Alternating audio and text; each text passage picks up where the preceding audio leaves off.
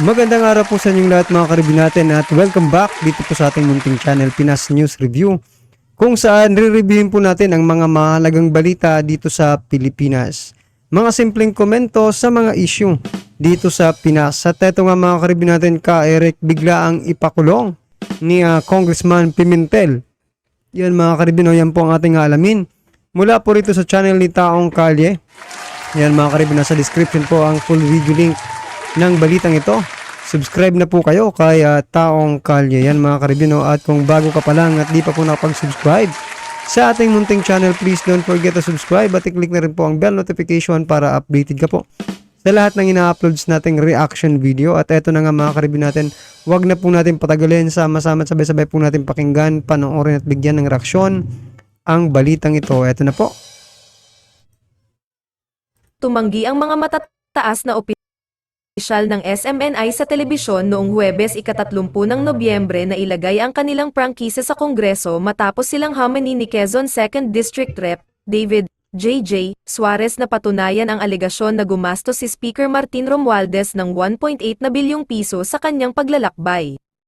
Sa pagharap ni Eric at Lorraine Badoy sa Kongreso, ayon kay Eric, pilit silang binubusalan at tinanggalan sila ng karapatan. Ginamit ng Kongreso ang kanilang kapangyarihan para gipitin sila sa pagdinig, maging ang kanilang abogado ay hindi pinayagan magbigay ng advice sa kanila.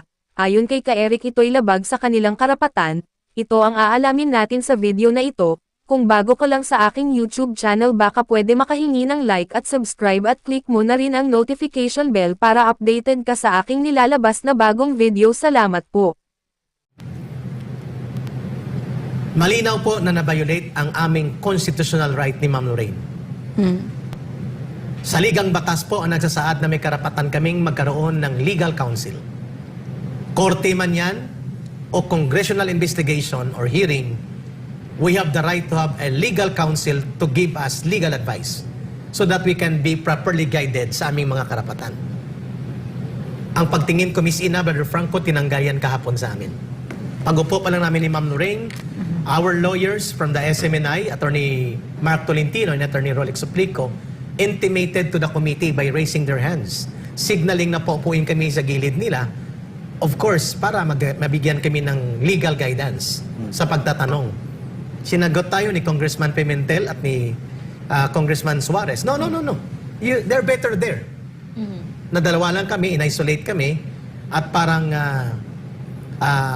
investigation chamber ang labas namin doon. At pagbungad pa lang ni Congressman Pimentel, sinabi niya, alam niyo ba na Eric, pwede kayong makontempt at makulong dito pag hindi kayo nagsabi ng totoo? Bakit ganun? That is a very intimidating statement sa pagtingin ko, coming from members of Congress na may resource persons kayo, that you want to have a clarity of discussion on public interest issue na gusto niyong maliwanagan, pero So yan mga karibin natin, parang itong si Congressman Pimentel mga karibin natin, wala pa mga nangyayaring tanungan, investigasyon mga karibin natin, ganun na agad ang approach dito kaya Eric mga karibin natin, di ba? Wala pa nga, kulong agad mga karibyo. Talagang advance sila mag-isip, no mga karibin natin. Ano ba, planado ba ninyo ito? Di ba? Parang ganun yung lumalabas wala pang wala pa. But pwedeng agad i-contempt, di ba? Nako talaga. Samantala mga karibyo natin, kung napanood nyo po yung hearing mga karibyo, lumalabas po doon mga karibyo natin na nagtatanong lang naman pala, no? Itong si Eric doon sa naging travel expenses, no? Nagtatanong lang. Di ba? Masama po bang magtanong? Yun nga po yung sinasabi ni Eric, masama po bang magtanong, no? At may nag-comment nga po mga karib, sabi niya, tama po si Eric, no? Hindi naman po masamang magtanong. Maganda nga po yan, sabi niya, maganda nga po yan kasi para malaman din ng taong bayan kung saan ba talaga napupunta.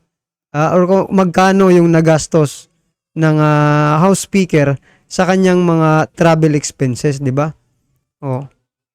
May masama po ba doon? pinapamuka at pinaparamdam nyo sa inyong mga resource persons that we have power over you.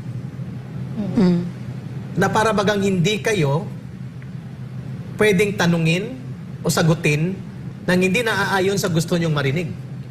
Yun po ang naramdaman ko kahapon. Number one, balikan niyo po ang nakasaad sa mga batas natin, lalo na sa saligang batas. We are entitled, si Ma'am Lorraine at ako, or anybody appearing in any investigation sa Senate or sa lower house, we need to be assisted by counsel for proper legal advice so that our rights will be properly discussed to us in an answer, in an forum na nandun kami. Kasi pwedeng ang aming mga isinagot doon ay mawalang bisa dahil we were not advised and guided by competent legal counsel. In legal parlance, according to lawyers na nakausap ko, mga classmates ko nung college. So, we wish to call on the committee's attention. Committee Chairman, Congressman Tambunting, Sir, ang Kongreso ang least that we expect na mawawala po ang garantiya at respeto sa aming mga karapatan na nakasaad sa ating saligang batas. But it happened yesterday. If telling this to the public today will cause me to be cited in contempt for disrespect or whatever na sensitivities nila na aming nasaling dito, I am ready to go in Congress by Tuesday kung matutuloy ito. And isa-cite ako for contempt, so be it. Pero hindi ko po aayaan namin dito na makikita ng taong bayan na bubusalan ang mga karapatan sa malayang pamamahayag at malayang pagsasalita. Because your right will no longer become your right if you fail to exercise and stand for it. Even if it will cost your life or your liberty or your safety. Kapag hindi ka na nagsalita at nanindigan sa iyong mga karapatan, mawawala po ito.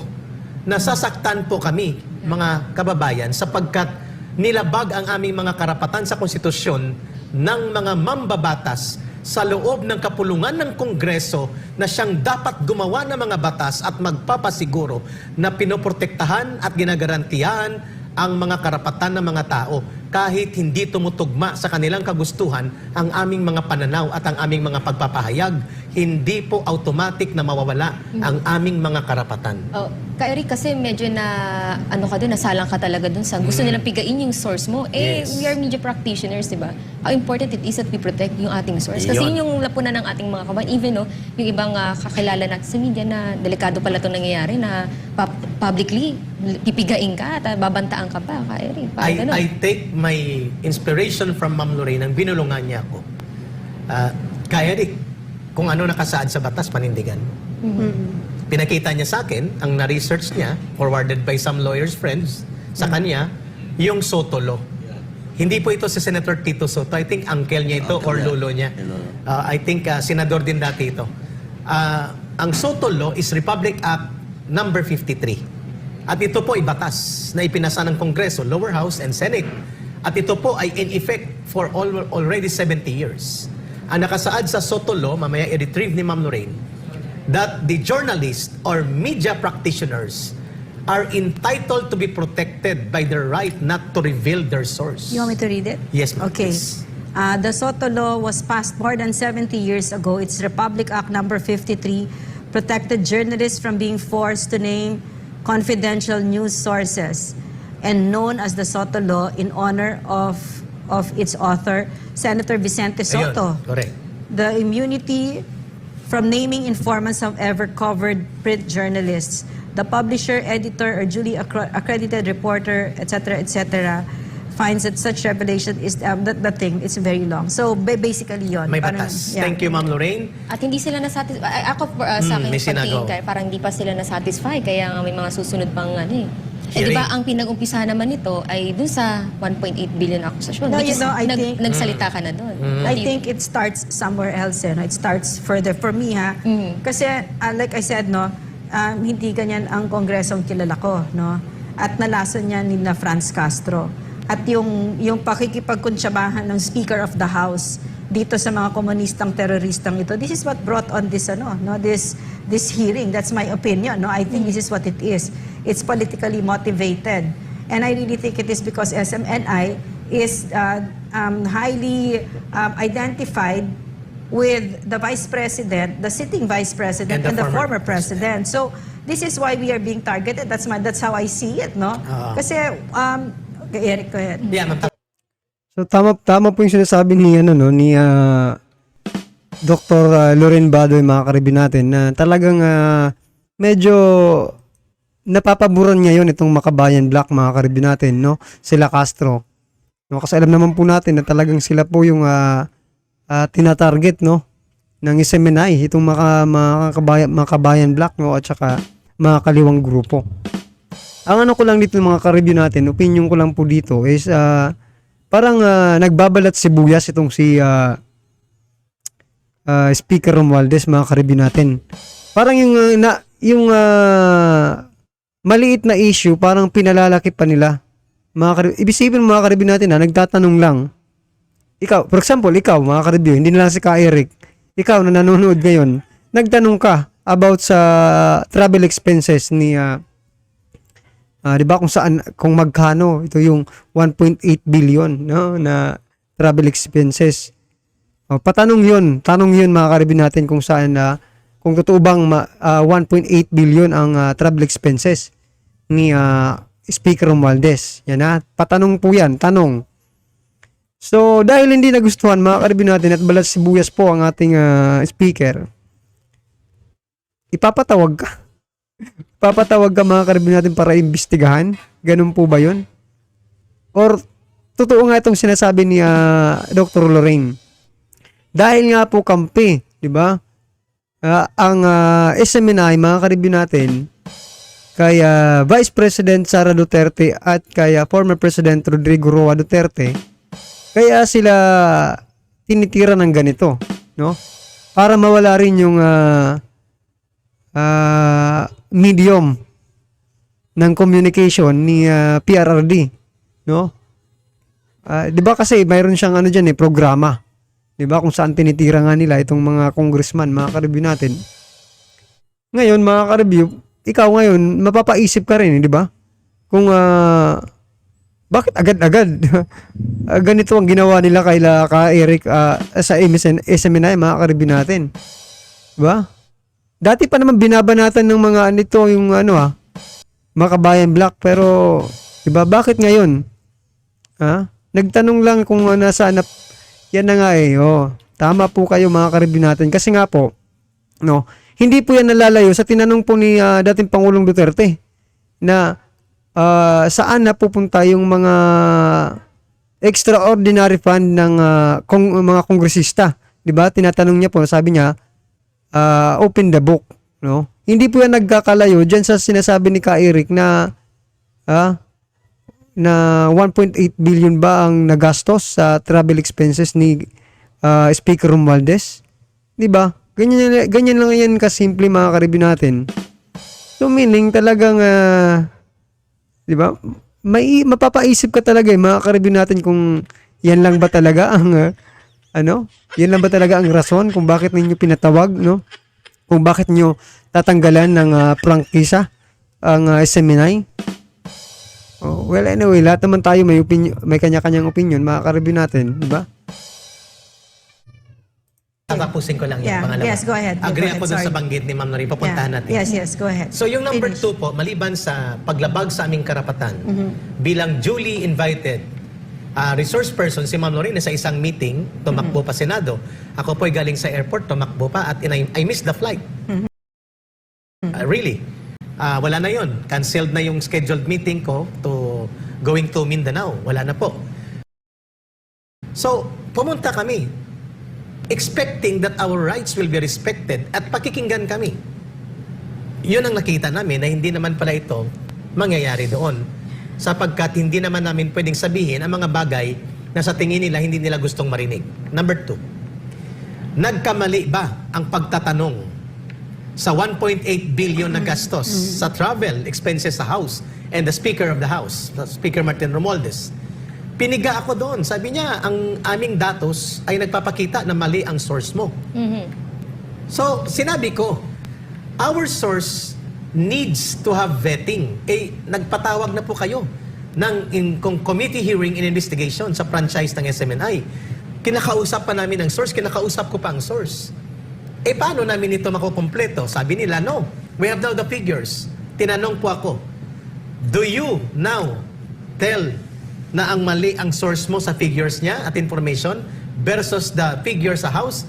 Ano bang dapat isagot ko? Siyempre yung sagot ko, opo, kung ngayong kasalukuyang moment na ito, mali po yung nakuha kong figure, kaya namin binibeting, at mali din po kung ikukumpara sa source na sa informasyon na inilabas ng house, sinagot po nila ko. So kung mali pala yung source ng informasyon mo at hindi nyo na-bet ito, therefore you have to apologize sa kay speaker at sa house. So ang sagot ko, yes, I will apologize kung na-insulto kayo at nasaktan sa aming pagtatanong, pero hindi ako mag-a-apologize sa pagtatanong. Kasi karapatan naming mga mamamayan at mamamahayag na magtanong. So yun, mga ka-review natin, yun pala yun. Ha? Ang lumalabas tuloy dito mga ka-review natin, parang ang gustong mangyari dito ni speaker mga ka-review natin, para siyang Diyos mga ka-review natin. Diba? Na pag ikaw ay nagkasala mga ka-review, talagang hihinga ka talaga ng patawad sa kanya, luluhod ka sa kanya mga ka-review natin. Pero bakit ganon? Di ba baliktad dapat mga ka-review natin?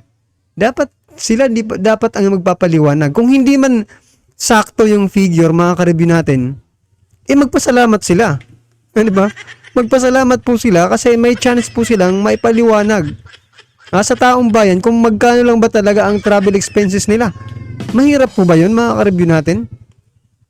Parang lumalabas tuloy dito at gusto nilang maging hari, di ba? Yun yung opinion ko mga ka-review natin kasi pinag-a-apologize si Ka Eric mga ka-review in public, di ba?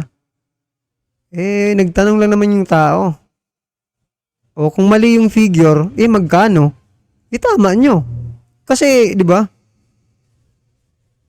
Tanong lang naman yun Para sa opinion lang po ito mga ka-review natin Ang ano ko kasi dyan, ang nakikita ko mga ka-review natin, kung bakit tinanong yun, para lumabas po yung totoong figure.